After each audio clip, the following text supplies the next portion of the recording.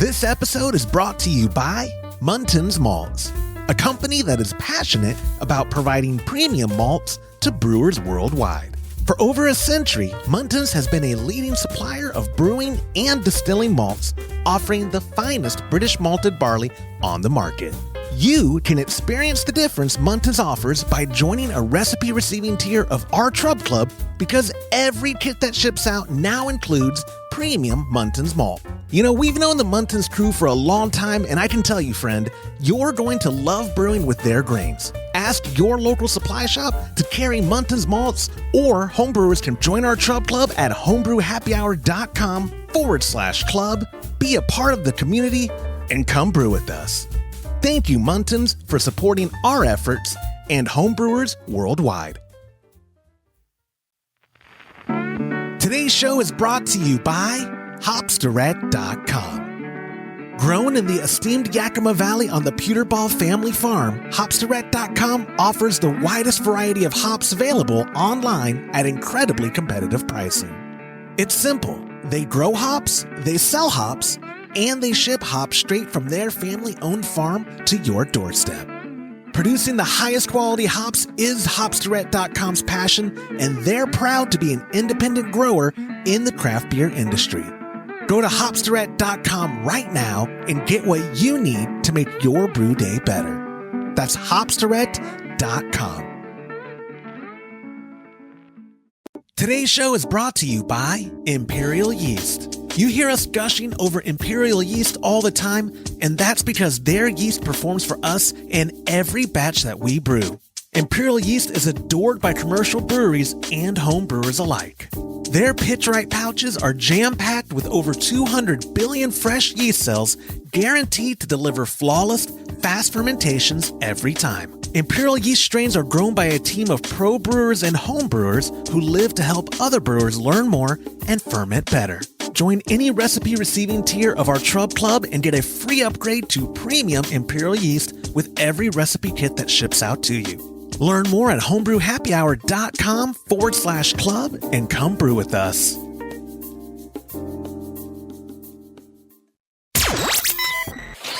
Entertaining shows with content that spreads information and sparks discourse throughout the community.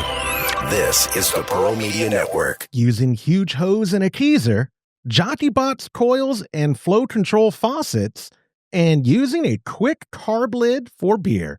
This is Homebrew Happy Hour, episode 438.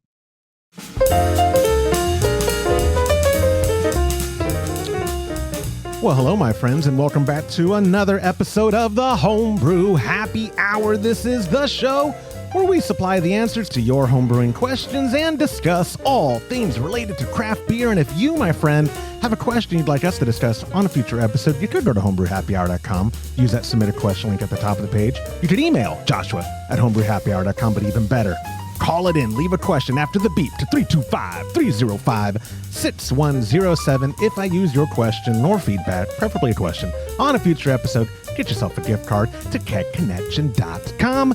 It does not get much better than that. I'm one of your hosts, Joshua Stubing, joined, as always, by the president and chief keg washer of Keg Connection, LLC, Mr. Todd Burns. How are you doing? I love that shirt. That shirt is so cool. You know, I actually got stuck. I had to go to the grocery store to get a couple things a while ago, and this lady's like, excuse me. And I'm like, turning around, huh? And she goes, I love Hawaiian shirts. And that one's just incredible. It's Hawaiian shirt. It's a Hawaiian shirt with Hawaiian shirts on it. It's the most Hawaiian shirt I've ever seen. I mean, literally. That's right. It is what would be even funnier is if those were Hawaiian shirts you owned. But they might be. You have a lot of Hawaiian shirts. I do. I have a lot of I have a Hawaiian shirt from Hawaii that y'all brought me back. When did y'all go? Yeah, this one was made in Hawaii, made in the United States. Hawaii. When did you and Liz go to Hawaii? Was that 2019?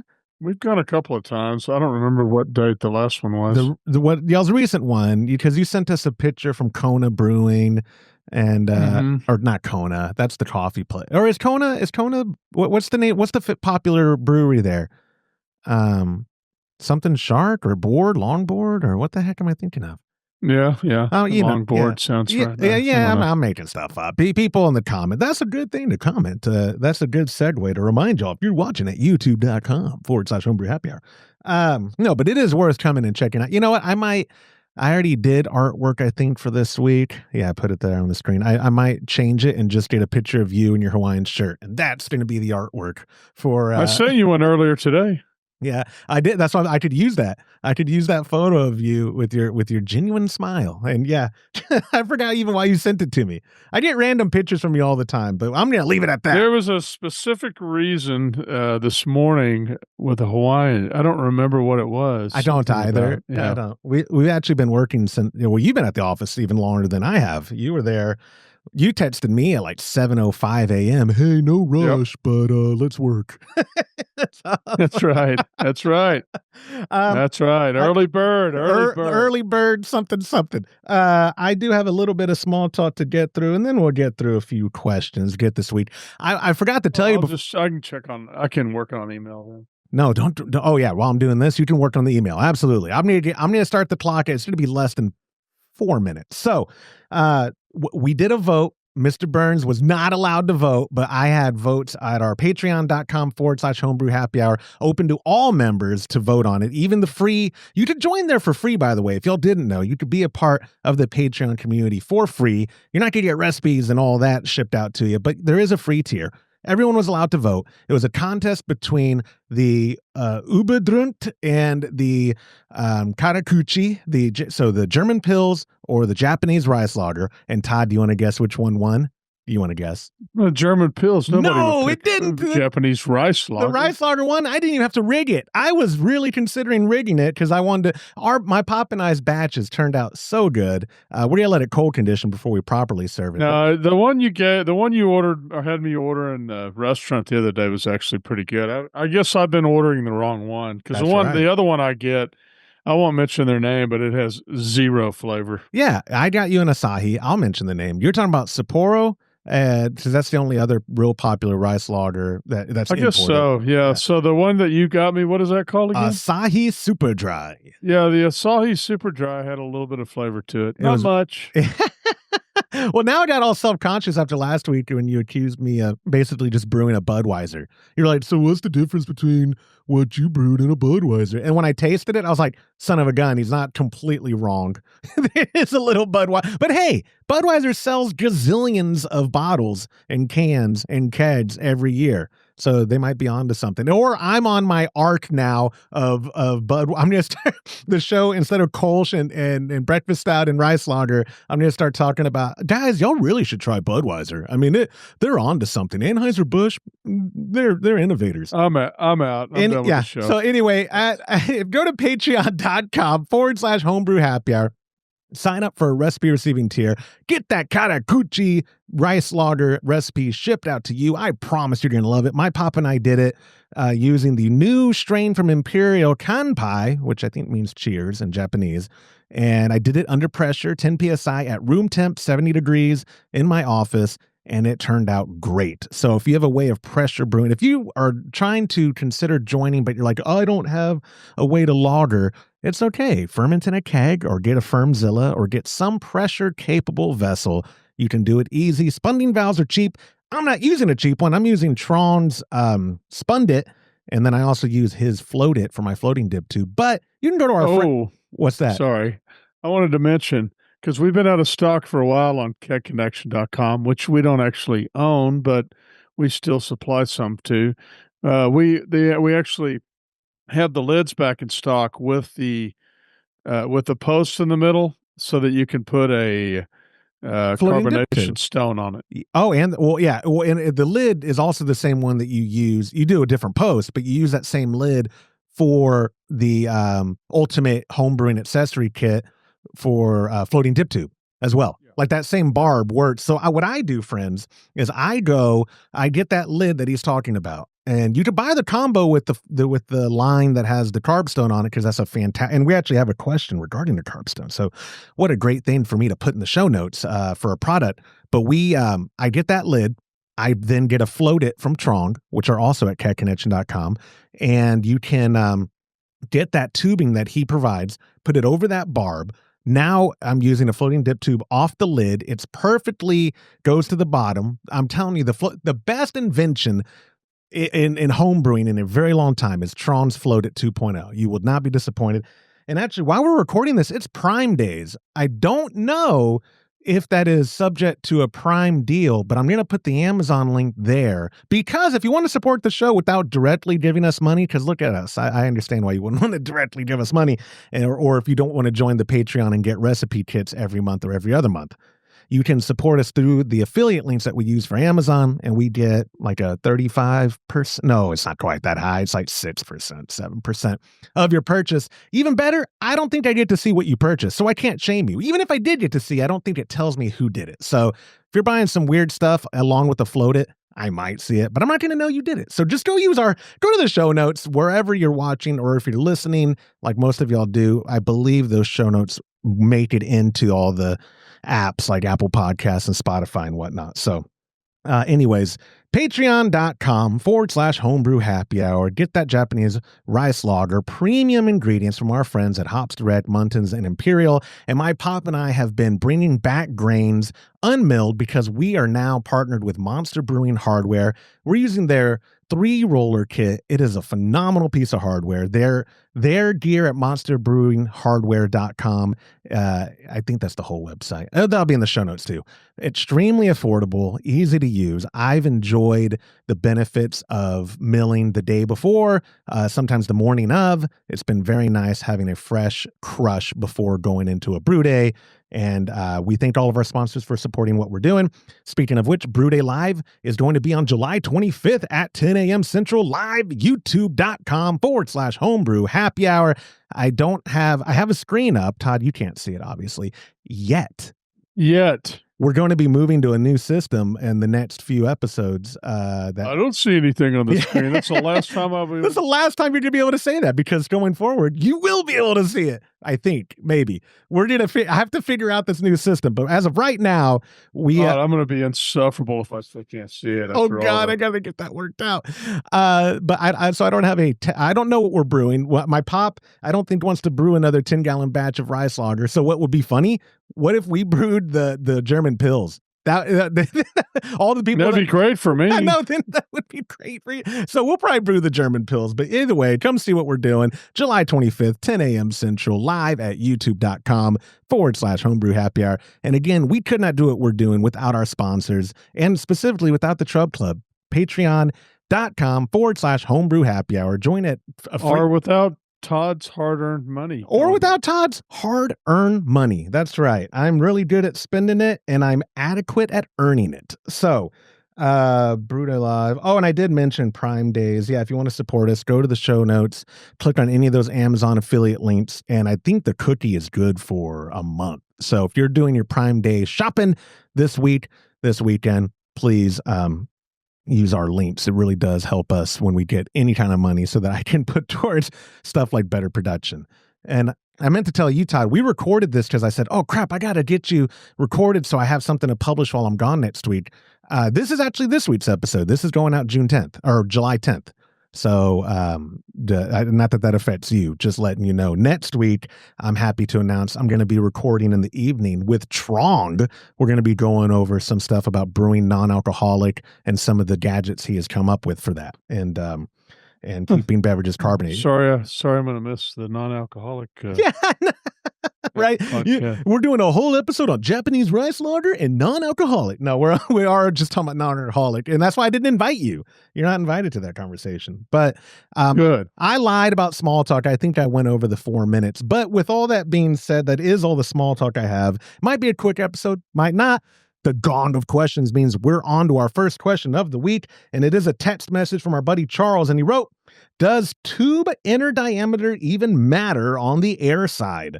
I bought a huge spool of a 1/2-inch clear vinyl hose for next to nothing as I get ready to build my first Keezer. Cheers to all of you for the help.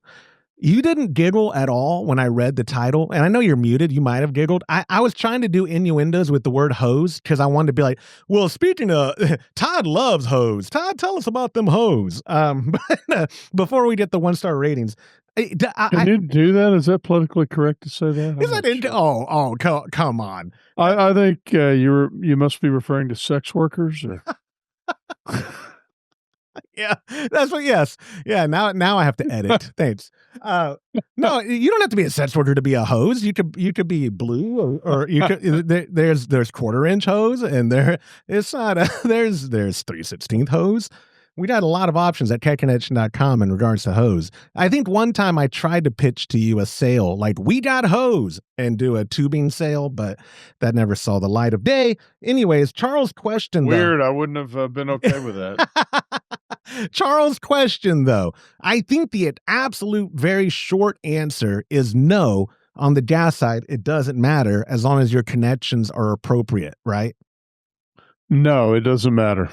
So, but I mean, it does matter. Like if you have a 5/16, like the barb, you don't want such a big space that you're clamping down. Like you want it to be pretty snug, right? So he needs to get the appropriate size barb for whatever size tubing he's going to be using. Am I right on that? Yep. And the only other thing I would ask is what kind of vinyl tubing is this? So, the vinyl tubing we use for air hoses is a dual durometer, pretty thick hose. It holds up to pressure. I mean, if you've got some really thin-walled vinyl hose that you got from, a hardware store, what pressure rating does it have? I mean, it's not worth saving a few cents on gas hose to put something in that could potentially pop and drain all your CO2 out. I'm sorry, I was muted. Oh, that's a really good point. I didn't think about that because where I was going to go with this question was where I was going to go with it is I was just going to say, no, it doesn't matter. Next question, but I knew you wouldn't accept that. No, I have more to do. I have more. We're only like 15 minutes into this show. It should be a 22-minute show. No, where I was going to go with it though, he's just in the beginning of building out a Keezer. Assuming it's dual durometer, it's good tubing, and he bought a huge spool, this would be my pitch to tell him, use that everywhere, get flow control faucets, and use that 1/2-inch for your liquid side too. But then that's where I was going to ask you. I've never used as large a hose as 1/2-inch. I seriously doubt it's a good dual durometer hose that would be good for liquid. I mean, you don't want to use a soft vinyl hose for your beer. You're going to get plasticizers in there and it won't taste good. And I mean, it's, can you use any size hose basically for air? Absolutely. But you still got to use the right kind of hose. Gotcha. I mean, just being vinyl doesn't mean it's the right kind of hose. It's got to be thick and be able to hold the pressure. And I certainly wouldn't just use anything for beer. I like the, AccuFlex 200 BevFlex 200. Yep. BevFlex 200. Well, AccuFlex makes AccuFlex, Yep. BevFlex 200. So that's what I like for beer. That's what I use for all my beer applications. Again, it's dual durometer, so it's got a very hard inside, a harder inside, and a softer outside, so it's more bendable. But that harder inside means it doesn't leach plasticizers, and you don't taste plastic in your beer. I don't know if you even remember, Josh, but years ago we had some hose made by a local hose company that did extrusions, and it was actually very well made hose, but I didn't realize it when we were having it made, but it wasn't dual durometer, so we could taste it was gross. The plasticizer. So I thought I tasted something, so I did a taste test in the office, and we hooked up 2 kegs, one with the 200 BevFlex and one with this hose. And I wanted it to work because I'd bought a bunch of it. And we ran 5 feet of hose and we filled up little glasses and everybody tasted them. Everybody could taste the one that had the plasticizers in it. Yeah, it was like a shower curtain. Oh, yeah. Yeah. Well, don't you remember, is EJ Beverage even still in business? Do they still do that? They are, but I don't think they may or may not be doing beverage line anymore. I can't remember. Because this was forever ago, because that was when you went in with them and we really pushed that PVC free line that they were doing. because of how bad of experience we had with the other tubing tasting. And that was their whole marketing pitch too, was don't drink shower curtain, enjoy your drink. And the only pushback I remember from that campaign was people not wanting to pay the price, but it wasn't that much more expensive. But like you said, the Bevlet's 200 line from AccuFlex is the I was gonna say the perfect mix. I just mean it is affordable and it's dual durometer, so it's going to be perfect. But you don't think that this guy, like, do you think because he bought it cheap it wouldn't be the appropriate one, or is half-inch not normally come dual durometer? Like, you just seem confident that Charles doesn't have the right hose for both. I'm not confident that he does. Oh, you're just making sure you get it out. Like, hey, if it's not dual durometer, I don't think I would doubt that it is, because it's very unusual to see it in half-inch. okay, that's what I was asking. So I wonder why half-inch just no one's using that in our industry. That's why they don't make it. I mean, why would you? What would be the purpose of it? Yeah, no, I agree. The largest, I think, would 3/8 be the largest that you see utilized in our industry? I never see anybody using 3. I mean, they use 3/8. I mean, when we're talking about beer line, like, Correct. A beer line in the traditional sense that it's a choker type line. You'll definitely see 3/8 in long draw systems where they're bundled. But, one of the things we see too, even in a long draw system, is we see a lot of times when you try to order a trunk line, kind of the default is 3/8. And I'm like, I don't even want 5/16. I want quarter if I'm doing a short run. Like, we're doing a run right now that's going to be, 40 feet. And you just don't need 3/8 for that. And you're going to waste a lot of beer when you're cleaning the lines and that sort of thing. So, and that's another thing to think about, is how much beer is going to be in those lines too. So let's say you use half-inch line, and it was fine to use. It was a dual durometer and everything else. Well, if you were using a tower, you've got all that line going up in the tower that's half-inch. Half-inch holds a lot more beer than a quarter inch. A lot. So Yeah. if that beer's getting hot, you may pour a couple of glasses of foam before you get to good beer, versus using a smaller hose and being able to get that hotter beer at the very top out faster. No, that's a good point. So then let me, as I wrap up this question, I promise I'm putting a bow on it. For someone listening who is interested in building out a Keezer, like, let's say I got that chest freezer. My pop and I haven't even built a collar yet. I'm considering strongly, I'm going to build out a Keezer.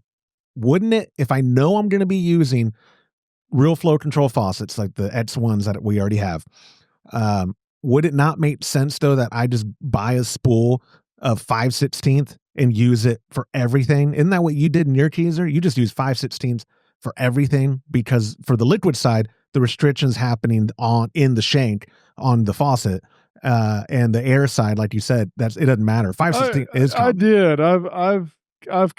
I've started using quarter inch on anything new though.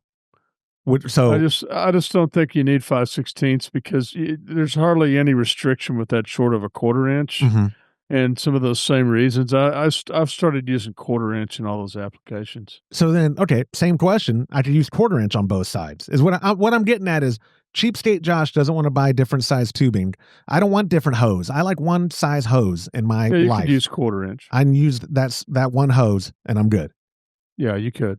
Okay, that's what. Okay. Yeah, I mean, but understanding that we are talking about using a real flow control faucet, like a CM Becker flow control faucet, not a Perlick. No, that's what I was. Not full flow control and all that. Yeah, I was talking about the X1. I just don't want people to hear this and extrapolate that they can use quarter inch hose for any beer system.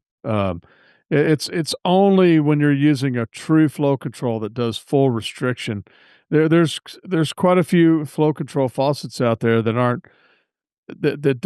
use a traditional shank, and they don't have a lot of restriction, and you're not going to get away with using a larger hose with those. Right, absolutely. Do you remember the olden days of people trying to do the math and with quarter inch tubing with trying to do the restriction on their kegerator, and they were like making 15-foot runs or whatever for the liquid on this little short, we would get calls from that, or go on the Homebrew Talk forums, and people would be like, well, what solved my foam was I did 17 and a half feet of liquid line with my quarter. I don't remember when the switch from quarter to 3/16 happened.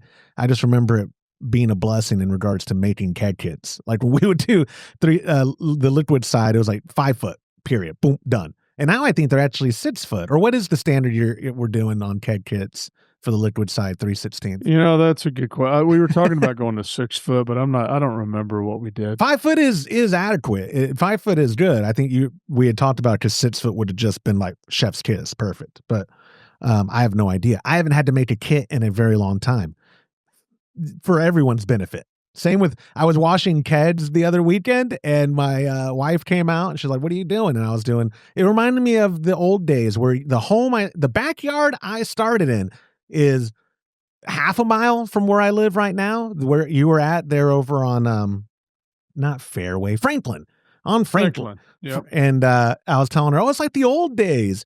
And so she yelled at me like you used to in the old days, just to give me the real experience. It was a nice. Oh, that's so awesome. You're doing it wrong.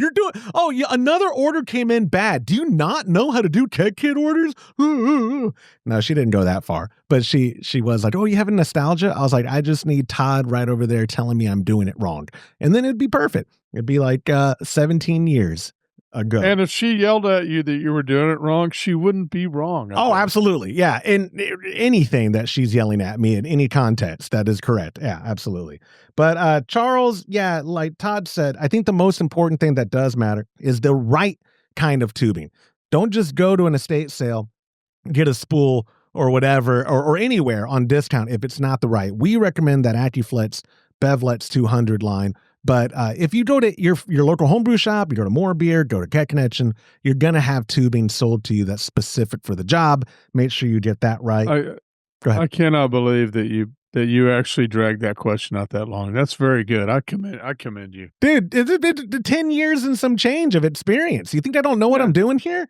I got to make this show last at least 30 minutes. We got only 2 more questions. But if you are watching at youtube.com/homebrew happy hour, have some feedback, leave it in the comments below. While you're there, hit that like button, smash subscribe, or smash the like button, hit subscribe. Oh, we only have 3 questions? I thought we had 4. No, man, I respect your time. And this week I only brought 3. Yeah, I respect your time. You're a busy man. You're obviously, I'm actually a busy man too. All right, next question. Next question, moving on, but reminding y'all, if you have a question like Charles and you want to get yourself a gift card to kegconnection.com, call it in to 325-305-6107. Moving on to our second question of the show. It's an email from our buddy Brad, and he goes to Joshua and company. "I enjoy the podcast every time. Thank you all for putting so much effort into everything you do. My question: if I use flow control faucets on a travel Jockey Box concoction, does the size of the interior coils make a difference? My wife and I are retired. She sells homemade trinkets at area weekend marketplaces. I want to share my brews with people. I'm looking forward to any assistance. Brad." First, don't try to sell it, Brad. That's just the legal department's in my ear. I don't think you can legally sell homebrew in any state in this country, but you could probably give it away for free at a flea market or whatever. So just know that. We produced a lot of content last year or 2 years ago on Jockey Boxes. I'll put the links to those videos there.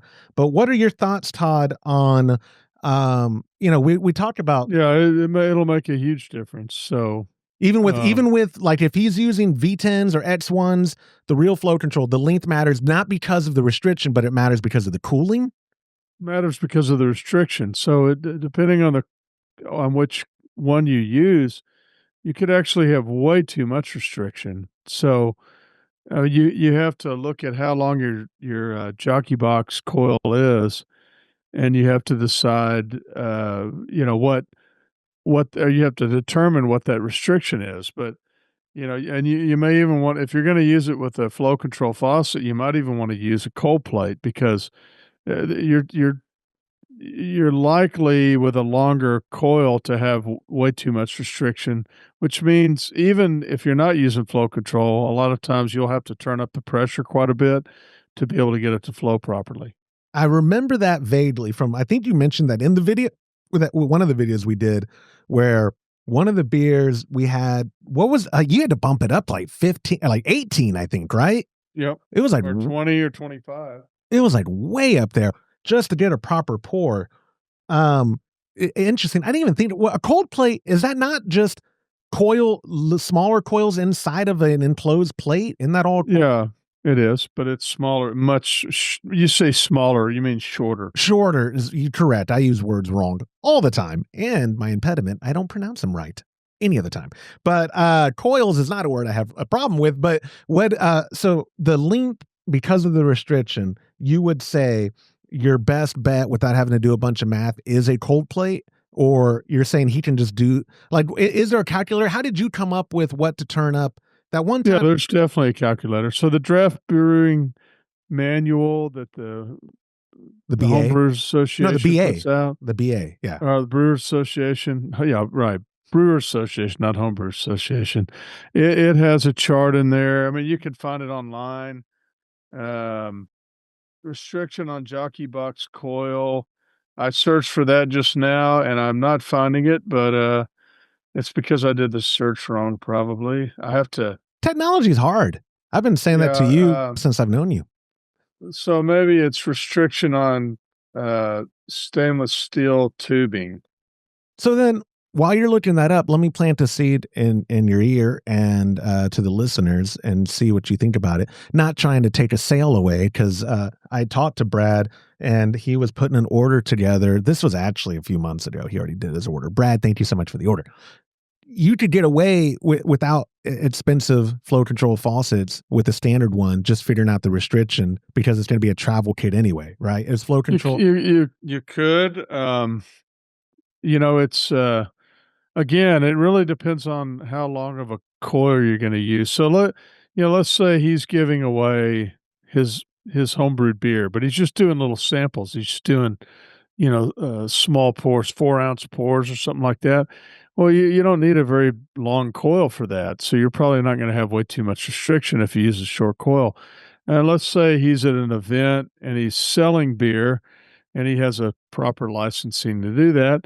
And he's pouring, 20-ounce glasses of beer at a time, and he's got a line. So he's, maybe he has a 120-foot coil. Well, you're going to have a lot of restriction on a 120-foot coil. So you're going to have to balance that by actually increasing the pressure. So you're going to increase the pressure up to whatever the restriction is from that coil. So, if you got 25 pounds of restriction, then maybe you need 25 pounds of pressure. But sometimes it's not quite that, or sometimes it's a little more than what you come up with. So a lot of it has to do with just playing around with changing the pressure until you get to where you want to be. It's also based on temperature and some other things, and it's ice cold. So that helps you a lot because it's really, really cold. But the reason you have a longer coil is basically so you can serve beer faster without it, so it will recharge fast enough. Right. So, right.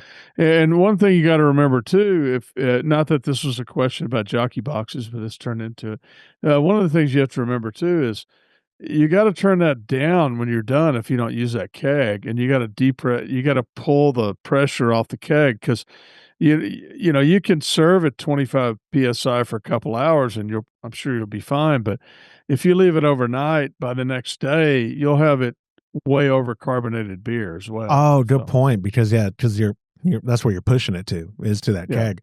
Are they all standard coils in regards to the inner diameter? Are they all a standard? No. So that's something to consider. Differences. Do we even have there's differences? Again, because after the sale of kegconnection.com, Todd told me to not worry about it, and I literally stopped worrying about it. I don't remember what the listing says, if it has the inner diameter listed on there. I'm sure you put that on there. Of course I would have. I'll put links to those Jockey Box kits, because we put in early 2024, we put a lot of effort into a Jockey Box campaign that actually, it does. Okay. If you remember, Todd. So it actually lists restriction values too. I mean, I'm just looking at one of them. Yeah. The 50-foot coil, it's 5/16 OD, so we don't actually say what the ID is, which is the important part. Yeah. And but the reason is the reason the outside is important though is you need to know what hose you can use with it. And then but really the important thing is the restriction value, which is it's saying it's approximately 0.3. So that's a good thing to work with. So we just say 50 times 0.3, and that equals 15 pounds of pressure. You could serve, that's pretty close to where you need to be. So you should be fine with that. So you could probably serve that with a standard faucet and be fine and not have to worry about it. If you use the advantage of flow control might be that if you get some temperature variations, you could adjust with the flow control on that. If we look at the 120-foot one, so it has two restriction values. It has 0.12 for the first 100 feet and 1.2 for the last 20 feet. So that gives you 36 pounds of restriction. Whoa, I see that. Well, think about that. So that's a lot. 36 pounds, you're going to have that pressure really high to be able to serve properly out of that. Dude, that's wild. First off, let's toot the horn of last year, Joshua. What a good... Did you go to the Jockey Box category there? I don't want to toot. It's very nice. I'd like to toot my own horn. Wow. That guy did stuff good. Today, yeah, he was incredible. He reminds me of Fat Josh. Remember Fat Josh? What a guy. I'm kind of coming back. Fat Josh is sort of, you're getting thin, Todd. I'm getting Fat Josh, sort of getting there. I can't wait to meet you in the middle. What are you? Wait, I'm 190 this morning. What are you? Like 205, 208?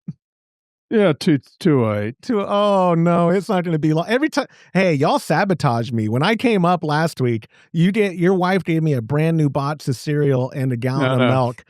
Y'all and I don't remember if we talked about my master plan. We didn't talk about it last week's episode. I don't think because we had already recorded, maybe. But you thought I was dead when you came over to the barn. Well, my wife and I both came over. We were worried about you. I mean, you just didn't show up. You weren't answering texts. And we were like, I was cold. He slipped into a food coma and went to the happy hunting. Yeah, what were we gonna tell my wife? He snuck in cereal. We don't know where he got that. It was the best sleep I've had in a long time. A very, very good night's sleep. But wrapping up Brad's question, a lot of that, yes, the it does matter. The calculators. Will you send me the calculator that you're talking about, or have you not found it yet? No, it's in that book. I sent you one of those books, didn't I? I don't know. The draft manual. I'm sure I have it on my shelf. I'm positive I do. I just wanted to include a link if he wants to figure it out himself. You explained it fine. He could rewind back and listen to all of the calculations you were talking about. And the listings at kegconnection.com/jockey-box. Those listings have the restriction stuff Todd was talking about as well. So figuring it out should not be an issue. And like you had said, now I remember in some of those what you see is what you get type kits we listed. The reason we didn't do flow control was because the restriction was figured out in the kit and it wasn't necessary. A lot of people aren't looking for flashy solutions on their Jockey Box. They're looking for a good pour every time. And so when we had done those kits, we had done it off the math of restriction and what is required to get a good pour, assuming your beverage is cold, assuming you've got good ice in your Jockey Box. But anyways, Brad, you can go over there. I'll have links in the show notes. Also, after I suspect what he's really doing is wanting to just get tipsy, because who wants to go to marketplaces every weekend? And that sounds terrible. But I would need a keg of beer next to me. You would need a keg of beer as well. That's what I was thinking that Brad is doing. So Brad, more power to you, my friend. His wife's sales are going to go down when he has a whole keg of beer. That's right. They're tanking. How you doing? Yeah. Hey, look at this. Love this. Look at this necklace she's selling. Look at this. You need that. $10. She's like, honey, it's $80. Anyways, that, John, means we're on to our third and final question. So you've mentioned two dongs on this podcast, and I haven't heard either one of them. No, not working. You really didn't hear that? Nope. Dong. Okay, go ahead. Everyone here heard it. I say that whenever people, how funny is that if I'm the only one hearing the gong and this whole time I've ever done it, people are like, Josh, there's no gong. No, there used to be. I used to hear it every time. Yeah, I'm not I hearing know, it dude. today. I know something is wrong. Zoom sucks. That's what we're using. That's what we use. Zoom did some workplace update. I hate them. That's why we're moving to a new system in the very near future. I've been testing out other platforms and we are moving on. Oh, nope, doesn't work. that didn't work either. Sorry. Todd's trying to draw. Anyways, our third and final question is an email. It's our buddy Wes who wrote in. Not our actual buddy Wes, a different Wes, emailed us, and it was back in January of this year. And he said, my wife spoiled me on Christmas with a fizz kit from you guys. Even though I already kegged, she remembered me mentioning how great a dedicated system for club soda would be in our game room. So first, I guess I'd like to thank you for helping her get that ordered. I do have a question for the pod that might be worth using. Oh, look at that. Yeah. Todd's drinking. Hold on. Don't interrupt me. That I ordered. I do have a question for the pod that might be worth using. The keg lid that comes with that kit, the one with a carbonation stone on the end of it, is that useful for beer? Believe it or not, there is not much information about it anywhere online. When I'm making and serving club soda, I have my gas connection on that lid's post the entire time. Would I be okay keeping my gas connection on that post if the beverage inside was beer instead of water? Something to think about. I hope you guys have a great 2025. Wes, I was just now getting to my database really of emails. I apologize. It took me 7 months to get back to you, but here we go. We are here. Wes's question is being answered. Todd, the quick carb lid, my original understanding of it was we were using it for beer. I was specifically using it for quick carbing or forced carbonating my beer, getting it infused. I'd let the beer cool down for like a night, and then the next day put that, I'd have that lid on already, pardon me, when I keg, and then using that lid to force carb, get it real infused. No, people have used carb stones for forever for beer. It's great. It's a lot of commercial breweries. They're basically using a giant carb stone to carbonate their beer. Yeah, absolutely. It works great for beer. But would you? All right. Next question. No, and that will do it. No, well, hold on. Would you leave your gas on there the entire time? I guess what he's asking is, does that, when you use a carb stone, you can tell by the noise how invigorating it is. You can leave it on the whole time. So carbonation happens based on the temperature and the pressure. So if your temperature stays the same and your pressure stays the same, then it won't carbonate past that level. And leaving it on is not going to make it carbonate any more than it would just leaving CO2 on your keg in general without a carb stone. I have a keg out there that I use for water I had used for water, and I was about to use the Japanese rice lager in it, but I didn't. It is a keg that on the gas side has the long dip tube. You remember I think y'all still do install them for people who request it, right? We do. The carb stone post. They work great. I really like them for water because it's just always there. I have one at home. Right. But it's a pretty permanent installation when people do that. Like, I say permanent. You can take it off and replace the post again. But where I'm going with this is, maybe you're going to say this is overthinking it, Joshua. Why would you do that? What if, because I love Tron, when he does his float it, he does it with the intention of being used on the liquid post, right? You replace that post, you put it on there. I like the thought process of convenience because I'm lazy. The quick carb lid is perfect because I can use it from keg to keg to keg. The floating dip tube lid is perfect for me, but I could either install the carb stone on my gas post and use the quick carb lid, or the floating dip tube lid, or vice versa. I could do the quick carb lid. I'm just trying to be as efficient because I love the I love the carbonation stone, like you said, especially for water. But I love the carbonation stone. It just seems to infuse CO2 that much better and faster. Don't know the science behind it, not making claims before I get emails from engineer types and whatnot or whatever. I get plenty of hate mail. Leave it in the comments. Dude, it does it faster. That's it does, right? It does. I know. Yeah, absolutely. That's the reason you use a car. People aren't going to dispute you on that. It definitely does it faster. That's the whole point of a carb stone, is to do it faster. If it didn't do it faster, nobody would use a carb stone. Right. But you said it did it better. What does that mean? That's where I would question. I'm conflating the word better with efficient, which I guess we could.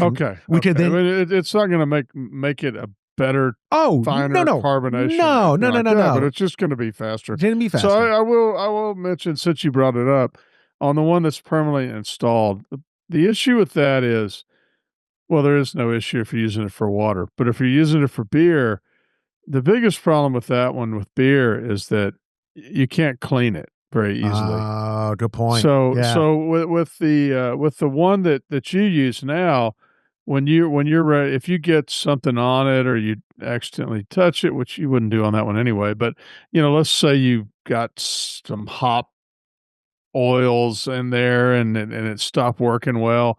I mean, right now you just take yours, you take it off of your lid, you throw it in a thing of boiling water and you boil it for a few minutes and it's clean.